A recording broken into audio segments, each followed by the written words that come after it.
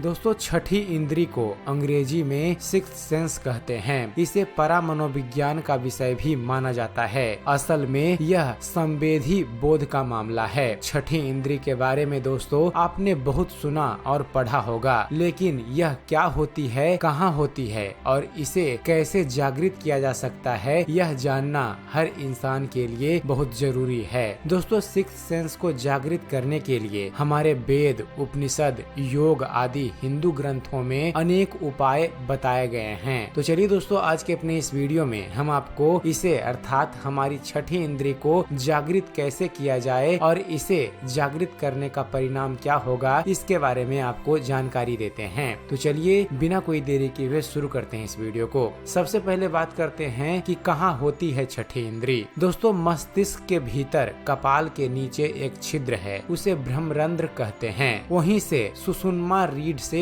होती हुई मूलाधार तक गई है। सुषुम्ना नाड़ी जुड़ी हुई है सहस्त्रकार से। ईरा नाड़ी शरीर के बाईं तरफ स्थित है तथा पिंगला नाड़ी दाईं तरफ। दोनों के बीच स्थित है हमारी छठी इंद्री। यह इंद्री सभी को सुप्तावस्था में होती है। अब बात करते हैं कि छठी इंद्री जागृत होने से क्या होता है। दोस्तों अगर किसी व्यक्ति की छठी इंद्री जागृत होती है तो उस व्यक्ति में भविष्य में झांकने की क्षमता आ जाती है। अतीत में जाकर घटना की सच्चाई का पता लगाया जा सकता है। मीलों दूर बैठे व्यक्ति की बातें आप सुन सकते हैं। किसके मन में क्या विचार चल रहा है, इसका शब्दशः अर्थात शब्द बाई शब्द आप पता लगा सकते हैं। एक ही जगह बैठे हुए दुनिया की किसी भी जगह की जानकारी पल में ही हासिल की जा सकती है। छठी इंद्री प्राप्त व्यक्ति से कुछ भी छिपा नहीं रह सकता और इसकी क्षमताओं के विकास की संभावनाएं अनंत है। दोस्तों यह इंद्री आपकी हर तरह की मदद करने के लिए तैयार है, बशर्ते आप इसके प्रति समर्पित रहें। यह किसी के भी अतीत और भविष्य को जानने की क्षमता रखती है। आपके साथ घटने वाली घटनाओं के प्रति आपको सजग कर देगी, जिस कारण आप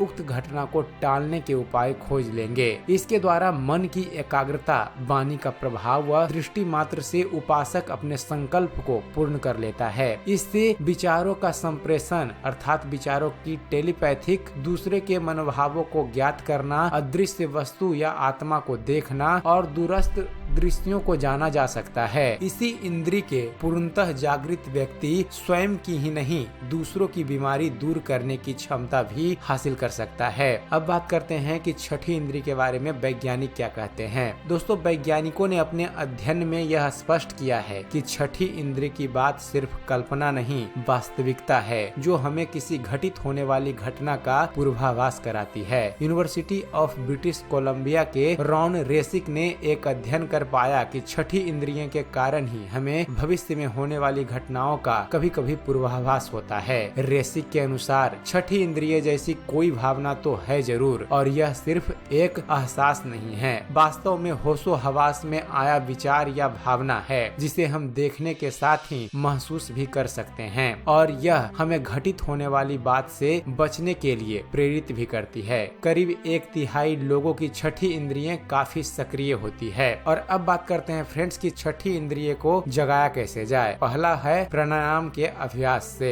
दोस्तों प्राणायाम सबसे उत्तम उपाय इसलिए माना जाता है क्योंकि हमारी दोनों भवों के बीच छठी इंद्री होती है। सुषुम्ना नाड़ी के जागृत होने से ही हमारी छठी इंद्री जागृत हो जाती है। यही छठी इंद्री है। आप अपनी छठी इंद्री को प्राणायाम के माध्यम से 6 माह में जागृत कर सकते हैं, लेकिन 6 माह के लिए आपको दुनियादारी से अलग होना भी जरूरी है। ईड़ा नाड़ी शरीर के बाईं तरफ स्थित है और पिंगला नाड़ी दाईं तरफ, अर्थात ईड़ा नाड़ी में चंद्र स्वर और पिंगला नाड़ी में सूर्य स्वर स्थित रहता है। सुषुम्ना मध्य में स्थित है। अतः जब हमारी नाक के दोनों स्वर चलते हैं तो माना जाता है कि सुषुम्ना नाड़ी सक्रिय है। इस सक्रियता से ही सिक्स्थ सेंस जागृत होता है। इसकी सक्रियता बढ़ाने के लिए निरंतर प्राणायाम करते रहना चाहिए, लेकिन शर्त यह है कि उसी इसके साथ ही यम और नियम का भी पालन करना बहुत ज्यादा जरूरी है। दोस्तों, इड़ा, पिंगला और सुषुम्ना के अलावा पूरे शरीर में हजारों नाड़ियां होती है। उक्त सभी नाड़ियों का शुद्धि और सशक्तिकरण सिर्फ प्राणायाम और आसनों से ही होता है। शुद्धि और सशक्तिकरण के बाद ही उक्त नाड़ियों की शक्ति को जागृत किया जा सकता है। दोस्तों, अनुलोम और विलोम प्राणायाम करें। अभ्यास के लिए सर्वप्रथम जरूरी है साफ और स्वच्छ वातावरण जहां फेफड़ों में ताजी हवा भरी जा सके, अन्यथा आगे नहीं बढ़ा जा सकता। शहर का वातावरण कुछ भी लाभदायक नहीं है, क्योंकि उसमें शोर, धूल, धुएं के अलावा जहरीले पदार्थ और कार्बन डाइऑक्साइड निरंतर आपके शरीर और मन का क्षरण करती रहती है। स्वच्छ वातावरण में सभी तरह के प्राणायाम को नियमित करना आवश्यक है। छठी इंद्री जगाने का दूसरा उपाय है ध्यान के अभ्यास से। दोस्तों, भ्रुकुटी के मध्य निरंतर और नियमित ध्यान करते रहने से आज्ञा चक्र जागृत होने लगता है, जो हमारे सिक्स्थ सेंस को बढ़ाता है। कहते हैं कि गहरे ध्यान प्रयोग से यह स्वतः ही जागृत हो जाती है। प्रतिदिन 40 मिनट का ध्यान इसमें सहायक सिद्ध हो सकता है। 40 मिनट के ध्यान में आपको निर्विचार दशा के लक्ष्य को प्राप्त करना होता है।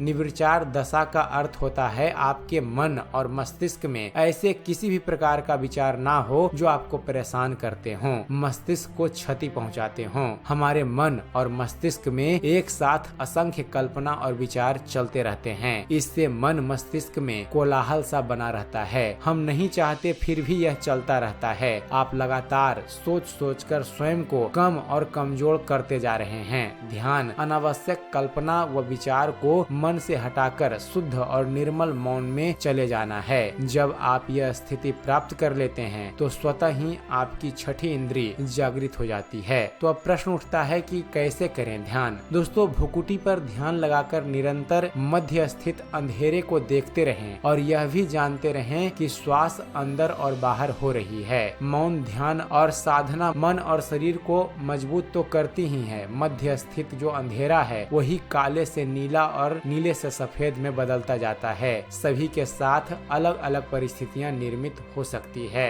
मौन से मन की क्षमता का विकास होता जाता है, जिससे काल्पनिक शक्ति और आभास करने की क्षमता बढ़ती है। इसी के माध्यम से पूर्वाभास और साथ ही इससे भविष्य के गर्भ में झांकने की क्षमता भी बढ़ती जाती है। यही सिक्स्थ सेंस में विकास की शुरुआत है। अंततः हमारे पीछे कोई चल रहा है या दरवाजे पर कोई खड़ा है, इस बात का हमें आभास होता है। यही आभास होने की क्षमता हमारी छठी इंद्री के होने की सूचना है। जब यह आभास होने की क्षमता बढ़ती है तो पूर्वाभास भी बदल जाती है। मन की स्थिरता और उसकी शक्ति ही छठी इंद्री के विकास में सहायक सिद्ध होती है। अगला उपाय है फ्रेंड्स, सेल्फ हिप्नोटिज्म। दोस्तों, मेस्मरिज्म या हिप्नोटिज्म जैसी अनेक विद्याएं इस छठी इंद्री को जागृत करने का सरल और शॉर्टकट रास्ता है, लेकिन इसके खतरे भी बहुत हैं। हिप्नोटिज्म को सम्मोहन कहते हैं। सम्मोहन विद्या को ही प्राचीन समय से प्राण विद्या या त्रिकाल विद्या के नाम से पुकारा जाता रहा है। आत्म सम्मोहन को सेल्फ हिप्नोटिज्म कहते हैं। आत्म सम्मोहन की शक्ति प्राप्त करने के लिए अनेक तरीके इस्तेमाल किए जाते हैं। दोस्तों, मन के कई स्तर होते हैं। उनमें से एक है आदिम आत्मचेतन मन। आदिम आत्मचेतन मन ना तो विचार करता है और ना ही निर्णय लेता है। उक्त मन का संबंध हमारे सूक्ष्म शरीर से होता है। यह मन हमें आने वाले खतरे का संकेत या उक्त खतरों से बचने के तरीके बताता है।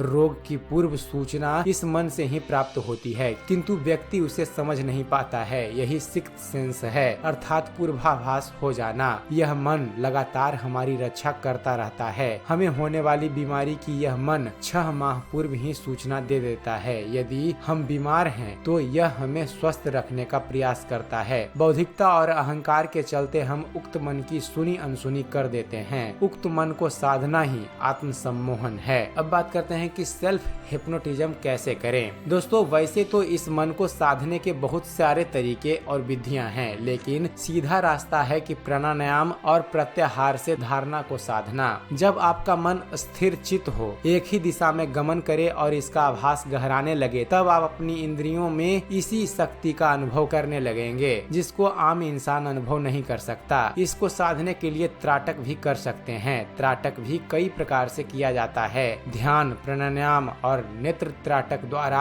आत्म सम्मोहन की शक्ति को को जगाया जा सकता है। आत्म सम्मोहन की अवस्था से शरीर के जिस भी अंग में आपको रोग या दर्द हो, आप अपना ध्यान वहां लगाकर वहां सकारात्मक ऊर्जा का संचार कर उसकी स्वयं ही चिकित्सा कर सकते हैं। लगातार उसके स्वस्थ होते जाने के बारे में आत्म सम्मोहन की अवस्था में कल्पना करने से उस स्थान पर रोग में लाभ मिलने लगता है। यह मन स्वतः ही बताता है कि उस रोग में कौन सी दवा या चिकित्सा लाभप्रद सिद्ध होगी और इसका इलाज कैसे किया जा सकता है। दोस्तों, कुछ लोग अंगूठे को आंखों की सीध में रखकर, तो कुछ लोग स्पाइरल अर्थात सम्मोहन चक्र, कुछ लोग घड़ी के पेंडुलम को हिलाते हुए, तो कुछ लोग लाल बल्ब को एकटक देखते हुए और कुछ लोग मोमबत्ती को एकटक देखते हुए उस साधना को करते हैं। लेकिन यह कितना सही है यह हम नहीं जानते। छठी इंद्री को जगाने का अगला उपाय है त्राटक क्रिया से। दोस्तों, त्राटक क्रिया से भी हमारी छठी इंद्री को जागृत किया जा सकता है। जितनी देर तक आप बिना पलक गिराए किसी एक बिंदु, क्रिस्टल बॉल, मोमबत्ती या घी के दीपक की ज्योति पर देख सकें, देखते रहिए। इसके बाद आप अपनी आंखें बंद कर लें। कुछ समय तक इसका अभ्यास करें। इससे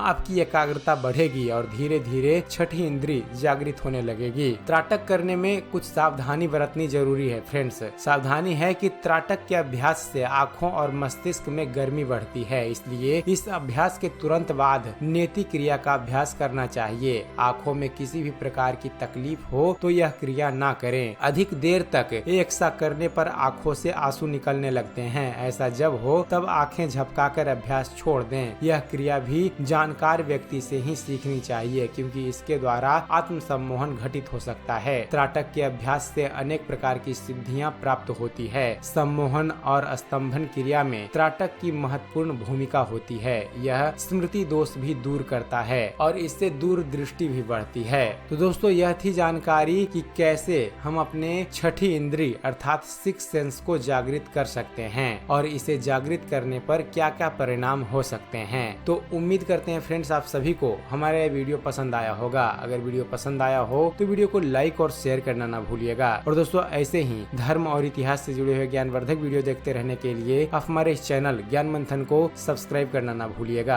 आप हमारे इस चैनल को सब्सक्राइब कीजिए और देखते रहिए, जानते रहिए। धन्यवाद। जय हिंद।